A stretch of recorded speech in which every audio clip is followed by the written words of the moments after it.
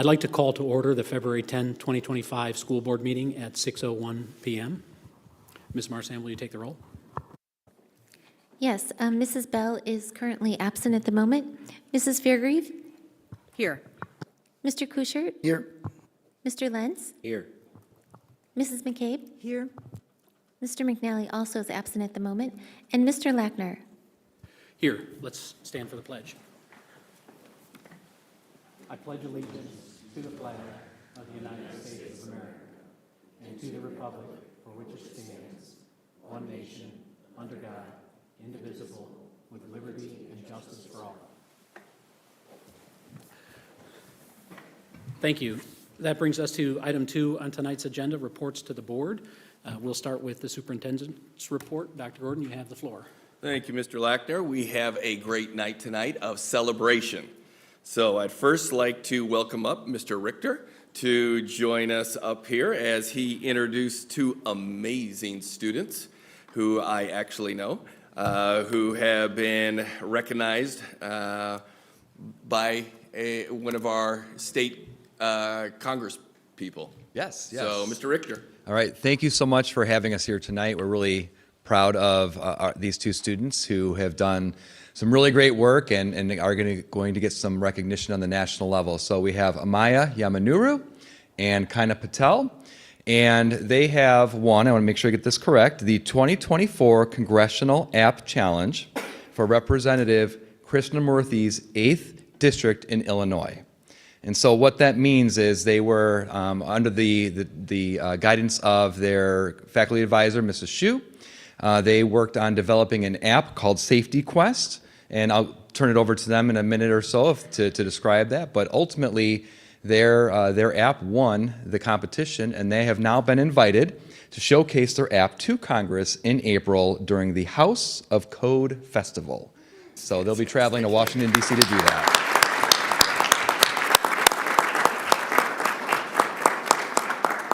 Maybe turn it over to you guys and just talk a little bit about what your app is and what inspired you to create it. So we noticed that about 91% of students in our community, younger kids, didn't know how to identify an emergency in the first place.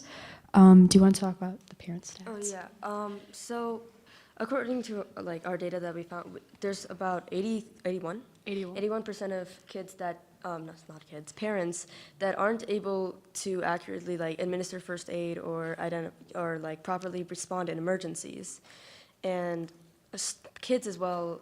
You said 91%, and it's a real number of kids, elementary school kids, who don't know how to identify an emergency, and at that age, it really does matter because knowing what to do in an emergency actually makes a difference. Additionally, usually traditional teaching methods in school quickly lose the attention of young children. So we created Safety Quest, which is a fun and engaging game that teaches the same skills to kids in a more fun and engaging way. Yeah. Awesome. Thank you. Fantastic.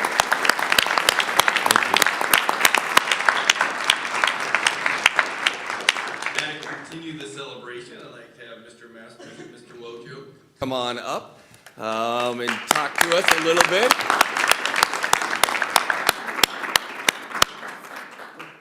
So, gentlemen, talk to us about these amazing young people who are sitting here with us tonight and others who were not able to join us. Why do we have such a celebration like this tonight? Thank you for having us tonight. It's an honor to be here, and I just want to recognize these students.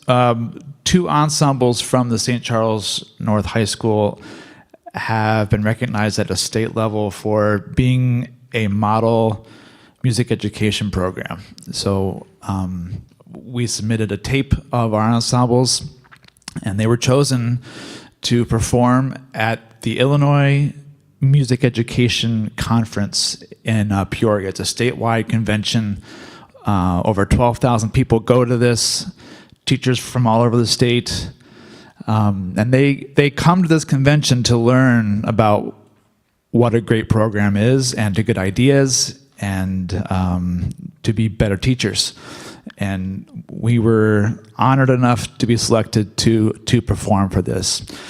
What's unique about this year is we actually had 2 ensembles selected, and that hasn't happened. To have 2 ensembles performing in the same year hasn't happened in over 25 years, and this was the year, I guess.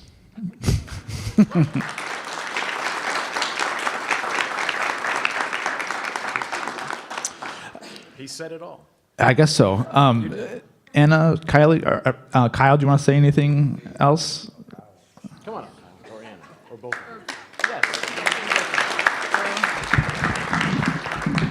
Hi.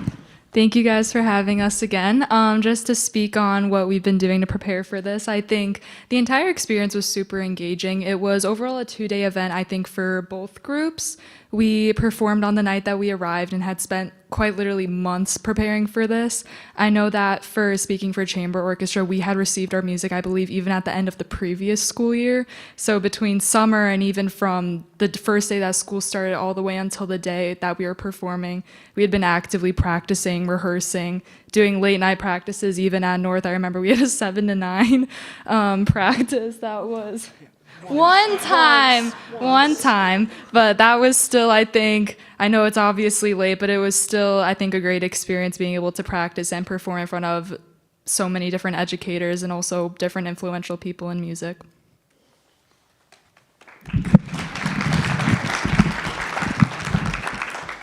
Kyle, why are you special? I'm Kyle. No, I'm in both chamber orchestra and jazz workshop, the 2 groups that performed, as well as Riley Stitz over there.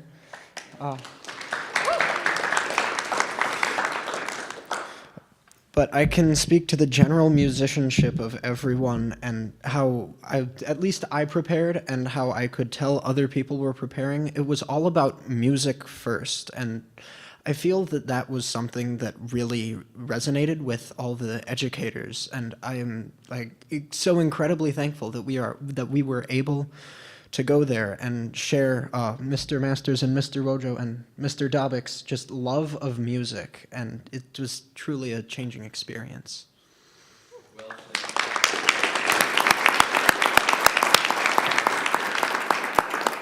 I just want to thank all of you. What an incredible reflection of the student body in D303, that we're incredibly honored to have students like each and every one of you in our hallways, in our classrooms, each and every day. Thank you for what you do. Thank you for making a difference in your peers' lives and in the lives of educators throughout our district. Incredible. As a superintendent, I literally have goosebumps. Just to know the impact that is occurring within D303. Thank you so much. You are more than welcome to stay for the entire board meeting. But you are more than welcome, as every student was like, but you are more than welcome to get up and continue your evening outside of this building. So your choice, but thank you all for being here tonight.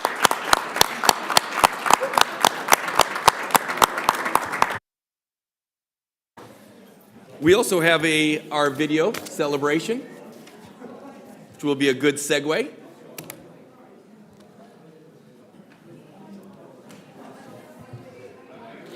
I'm like blown away how many kids came.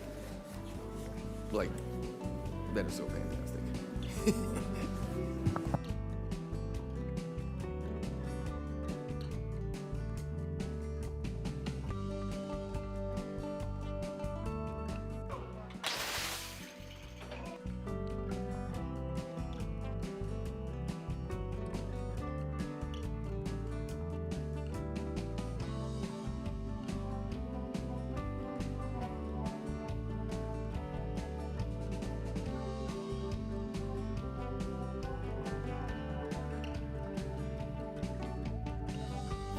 It's okay if it's messy. All right, dump it.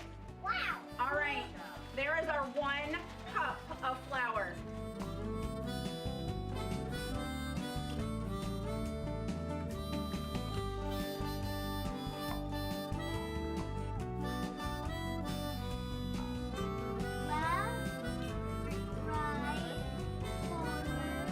Then you need to put this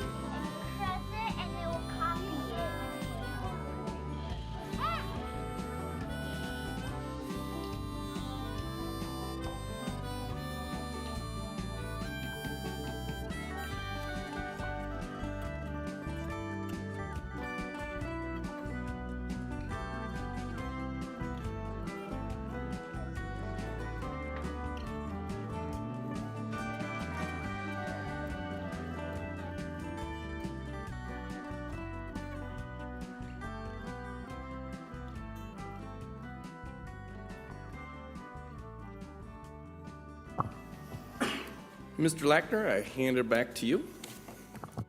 Thank you, Dr. Gordon. That was a really nice opening for our meeting tonight. On to more regular business. That brings us to board member reports on committee meetings, and we'll start with L&T. Good evening. We met on January 21st, and we had a deep discussion about math. We had two people, forgive me for not knowing Jennifer's last name, and Kevin Harrington, who came and walked us through what the high school was doing and how they were unpacking the work, and how that led them to some significant understanding of what students need along the way. And the minutes are very detailed, so if you're interested to recall, all of us were here, but I think you'll find that conversation was very enlightening, and I think at least I went away feeling really positive about what was happening at the high school. We also talked about elementary and the unpacking of the standards and what needs to change at elementary level in order for us to reach certain goals at the high school level. We also had Laurel O'Brien come and talk to us about a tool that she felt was going to be very helpful for our special ed teachers and the work that they do with IEPs. And that, I believe, is on our consent agenda tonight. So that is where we're at. We're meeting on a Thursday, again, tagging along with business services. I think it's the 24th of February, and we will be bringing to you information about our multi-language programs. Thank you, Mrs. McCabe. That brings us to business services. Yep. Business Services met on January 27th. We had a shorter agenda. Our normal reports, no areas of concern in there. We designated or made our designation to prepare the budget, unveiled our budget calendar for this fiscal year. And then there are a couple of items that made it to consent: our updated school fees, our AC improvements. We talked a little bit about the fire panel replacement at North. It's just, again, one of those assets that is way behind, and that is on consent as well. We also went through the shelving replacement and stuff like that. There is one item that I did want to highlight from that meeting. We did have the conclusion of our Haynes Center project. We had a return of unused funds, almost $600K coming back to the district, which is very exciting. Again, part of the good management when we started the project with our construction management company, picking them, bringing them in, and then Paul and the team, Amanda and Justin doing just a fantastic job on that piece. So that's all I had for the meeting on the 27th. As Ms. McCabe said, we're having a combined meeting on the 24th. Thank you, Mr. Lentz. DPTO, is there a report for DPTO this time? We did meet last month, and it was the 15th of January at the St. Charles Library. Next meeting is this coming Wednesday on the 12th. Most of the discussion was centered around various programming and if there was a sharing of ideas. This happens at every meeting, but this particular one, they were talking about spring fundraisers and who uses what, and they were talking about their shared document. But one of the things that they wanted to talk a lot about was world language that was being offered to the middle school, those changes, as that was kind of what was happening in the few days before. So we just had a pretty lengthy discussion about what some of the feedback was. And at that time, that was just the beginning of the process that has been changed. So really it was just about Mr. Vaughn and I, where he is, he and I were talking about what information did we have and then fielding some of their comments. So that's really all it was about. this month. We'll meet Wednesday. Thank you, Mrs. Bell. That brings us to item 3, citizen comments. We do have citizen comments tonight. Mr. Kuchert? During the public comment period, members of the public body who wish to speak are asked to first state their name and the community in which they reside. Each individual will have up to 3 minutes to address the board on a topic of their choosing. We ask all individuals who address the board to do so with respect and civility towards others. Please note that personnel matters are sensitive and confidential. We also want to inform our speakers that all regular, special, and committee meetings are live streamed and available for viewing at any time on the district's YouTube channel. Personal information should be considered before making a statement that will be recorded and made public. While the board will not respond to today's public comment during the meeting, we are committed to listening to you to help support our work for the district and on behalf of our students, staff, families, and community members. Thank you. Thank you, Mr. Kuchert. Our first speaker is Alice Fremling.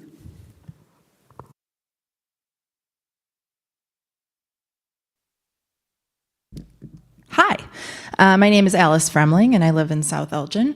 At the January meeting, Mr. Lentz asked about whether the chicks would be coming back to the STEM curriculum, and he was told no, they would not, because they don't fit with the kindergarten standards. Now, this is not an appeal to bring back the chicks, but for some context, I'd like to share my family's experience. The chick unit was transformative for my son last year in kindergarten, not just because of the photo his teacher sent us of him holding a chick while he had the most tender, genuine smile on his face. It's because he came home and drew posters to represent each stage of the incubation period, and he hung them throughout our house to show us each day. He used the word incubation correctly in context. Again, I know the chicks aren't coming back, that there are other logistical factors, and my kid loves STEM this year, so that's great. But I question the claim that the chick unit didn't meet any standards. And it makes me wonder how administration is determining how all our kids, K through 12, spend their precious time in class every day. I've heard many of you talk about how amazing our teachers are, how they're the best in the state, and they're great. But I wonder to what extent we're holding them back from their full potential. What other rigorous lessons are being scrapped because they aren't deemed to be aligned with an exact standard? What activities have our brilliant teachers created over the years designed intentionally to challenge and engage the learners they know so well? Which of those activities have been pushed out to make room for multiple choice tests? It makes me wonder about our high school learners with the new Common Lit curriculum. I wonder what percentage of their time in class each week is spent on a Common Lit screen. I wonder what the students think. And I wouldn't want to hear from hand-picked students for the D303 podcast. I'd be curious what a survey of all learners would say. Are they excited when they hear they get to hop on Common Lit again that day? Do they feel engaged, challenged? What passions has Common Lit ignited for them? When I taught at North, I saw so many kids with intense anxiety over testing, paired with a struggle to find and embrace true passion or joy. When we would talk about fears, the most common one was a fear of failure. I wonder what our intense focus on standards is doing to those kids. As a parent, I don't want my sons to be over-tested. I don't value iReady results that give me data that I don't really trust, and I don't want them burned out on school by the time they get to 3rd grade. Test scores are a data point, but they're not the data point. I want curious and engaged learners. I want learners who graduate from D303 with passion, who were able to build relationships with their teachers so that they felt safe taking risks, making mistakes, and failing. That's how you grow. That's how you learn. I want my kids to come home each day excited. I want more chick posters. I ask that the board and admin don't lose sight of these questions as you move forward with planning instruction. Thank you.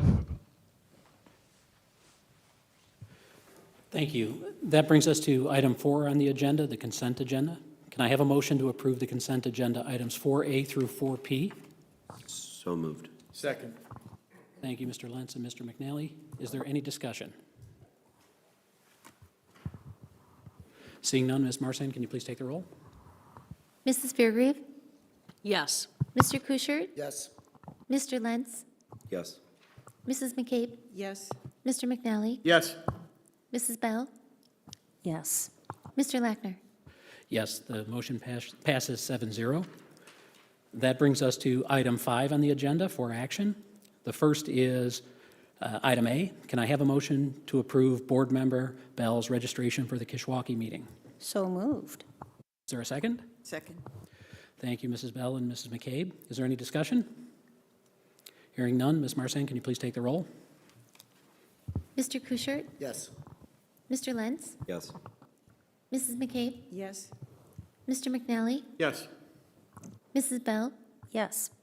Mrs. Fairgrieve, Yes. Mr. Lackner.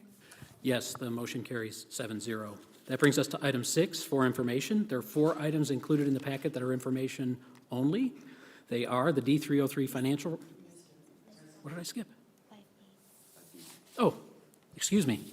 Let me put my glasses on. That's where vanity will get you. That brings us to item 5B, a resolution. Can I have a motion to approve the non-renewal and reassignment for Stephanie Brennan? So moved. Second. Thank you, Mr. Lentz and Mr. Kuschert. Is there any discussion? Hearing none, Ms. Marsan, can you please take the roll? Mr. Lentz, Yes. Mrs. McCabe, Yes. Mr. McNally, Yes. Mrs. Bell, Yes. Mrs. Fairgrieve, Yes. Mr. Kuschert, Yes. Mr. Lackner. Yes, the motion carries 7-0. That now brings us to item 6, for information. There are 4 items included in the packet for information only. They are the D303 financial report, the Mid-Valley financial report, Freedom of Information Act requests, and the district enrollment report. Closing that moves us to item 7, the new business. Do any board members have new business that they would like to introduce tonight? I just have a clarification on our retirement of all mobiles in the district, so I just wanted to get the timeline on that because it appears that perhaps some of that has changed. I'll take note, and we'll have a discussion associated with that in the coming agendas. I actually just had a question about the music department, so not a new item, but is there anywhere that we can view that or the public can view the ensembles that were showcased? Since I neglected to ask that while they were here. So. Or is the music available to stream or download? Well, I can tell you this. For the orchestra performance, I have a iPhone recording, and it's really fantastic. It's amazing the quality of the microphones on the iPhones. I don't know if there's an official one, but I'm sure we can get an answer. I'll find it.